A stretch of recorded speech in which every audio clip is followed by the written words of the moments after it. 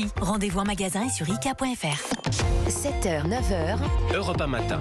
7h12 sur Europe 1. Dimitri Pavlenko, vous recevez ce matin Olivier Roy. Bonjour Olivier Roy.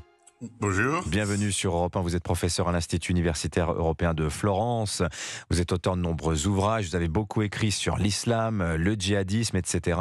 Faut-il craindre de revivre une nouvelle vague d'attentats terroristes? Les signes s'accumulent, Olivier Roy, dans une France repassée depuis le 13 octobre et le meurtre de Dominique Bernard en urgence attentat. Dans le journal du dimanche, Gérald Darmanin évaluait la menace comme actuellement très forte. Et la question que l'on se pose, Olivier Roy, de quel poids le conflit israélo-palestinien pèse-t-il sur ce regain de la menace terroriste en France? Est-ce que ça crée un contexte encourageant le passage à l'acte selon vous?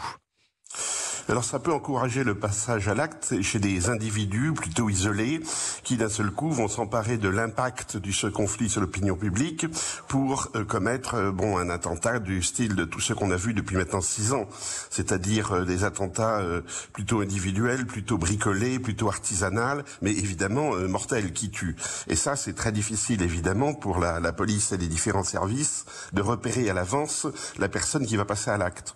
Et puis la deuxième menace, ça serait éventuellement une menace venue de l'extérieur. Mais là, il faut être clair, le Hamas n'a jamais fait d'attentat à l'extérieur, c'est-à-dire en dehors de l'espace israélo-palestinien, contrairement aux autres organisations palestiniennes laïques autrefois, par exemple. Oui.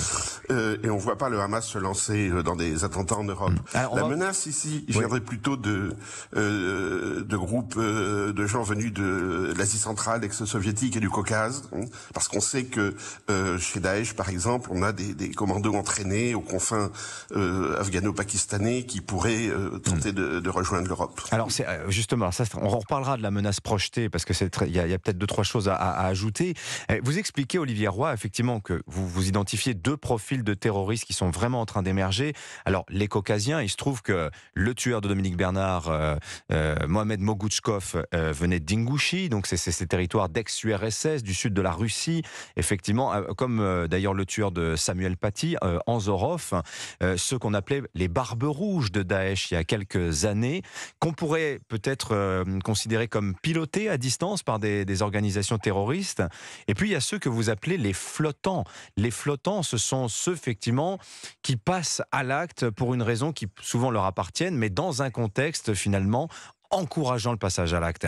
Qui sont ces flottants, Olivier Roy ? Alors, il domine le champ du terrorisme depuis 2016. Justement, le problème, c'est que ça peut être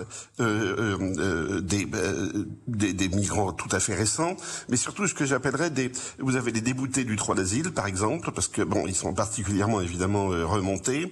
Vous avez des gens qui voyagent, qui circulent, comme celui qui a commis un attentat récemment. Il passe par l'Italie, on retrouve en Suède, il revient à Bruxelles. Voilà, c'est cette catégorie-là, plus les cas psychiatriques, évidemment, et ça, on ne peut pas faire grand-chose. Et puis les vétérans aussi peut-être, vétérans des anciens djihad. Oui.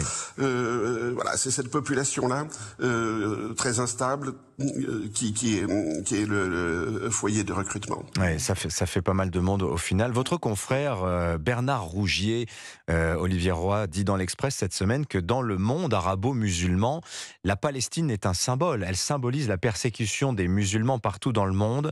Et quelque part, la Palestine, c'est la partie qui exprime le tout. C'est une forme de métonymie du monde arabe.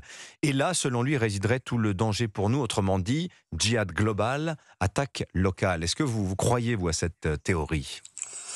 Depuis une vingtaine d'années, à la suite des accords d'Oslo, on constate une sorte de déconnexion entre le conflit israélo-palestinien et le djihad global. Il y a eu très peu de Palestiniens impliqués dans le djihad global, et le djihad global s'est toujours référé aux autres djihads, c'est-à-dire à la Syrie, à l'Irak, à l'Afghanistan, la Tchétchénie, la Bosnie, etc., etc.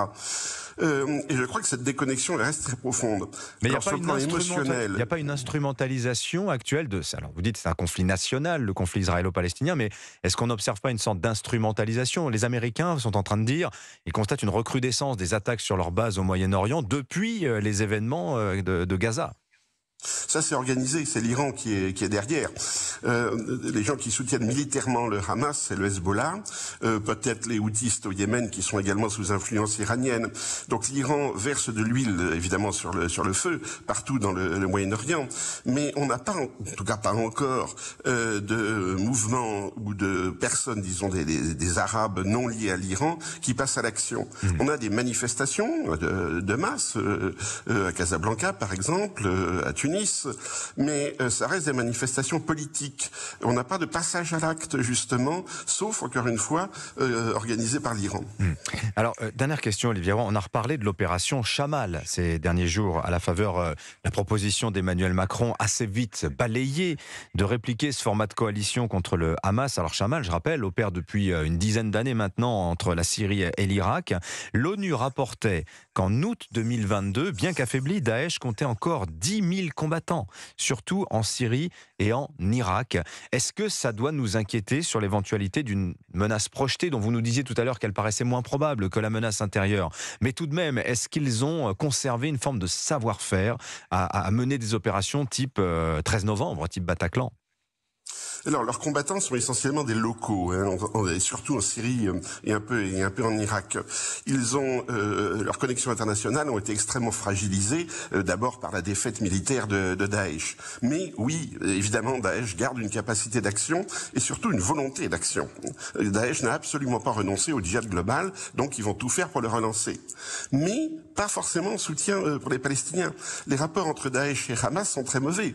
Les gens de Daesh ont massacré les cadres de Hamas quand ils ont pris le camp palestinien de Yarmouk il y a 7 ou 8 ans. Et Daesh ne soutient pas la cause palestinienne en tant que telle, parce que pour eux c'est du nationalisme. Ça va à l'encontre du djihad global. Donc oui, il y a un risque du côté de Daesh, mais c'est pas la question palestinienne qui va relancer ce risque.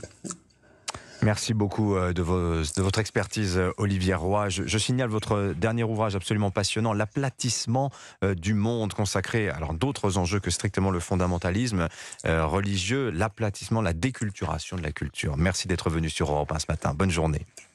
Vous aussi. Il est 7h10.